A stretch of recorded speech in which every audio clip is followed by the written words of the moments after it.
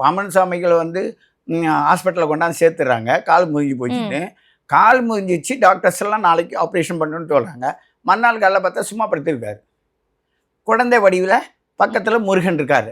இந்த 2 காட்சியும் கண்டுட்டு அந்த ரெக்கார்டையே க்ளோஸ் பண்ணி இன்னைய வரையும் அங்கே எழுதி வச்சுருக்காங்க.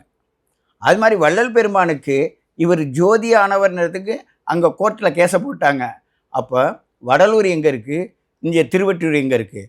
அப்போது ஆன்மா சரீரம் நடப்பதற்கும் ஆன்மா நடப்பதற்கு எவ்வளோ வித்தியாசம். அங்கே பிரசங்கம் பண்ணிக்கிட்டு இருக்காரு, இங்கே வந்து நிற்கிறார்.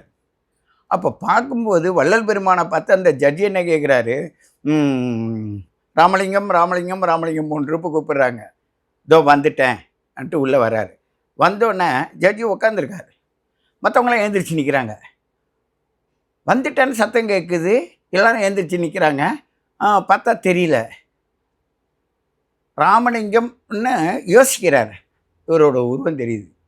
உருவம் தெரிஞ்சோன்னு ஜட்ஜியை எழுந்திரிச்சு நிற்கிறார், கையெழுத்து கும்பிட்றாரு. கும்பிட்ட பிறகு உங்கள் மேலே வழக்கு வந்திருக்கு, அந்த வழக்கு வந்து என்ன ஏதுன்னு கேட்கும்போது, அதுக்கு நீங்கள் என்ன சொல்கிறீங்க, நீங்கள் தங்கல்லாம் செய்கிறீங்களாமே. பக்கத்தில் இருந்தவரோட கைத்தடியை கேட்குறாரு, கொடுக்குறாங்க, வாங்குறாரு. வாங்கினோன்னு அவர் கையில் திருப்பி கொடுக்குறாரு. அவர் வாங்கும்போது அவர் கையில் இருந்த தடி தங்கமாகுது.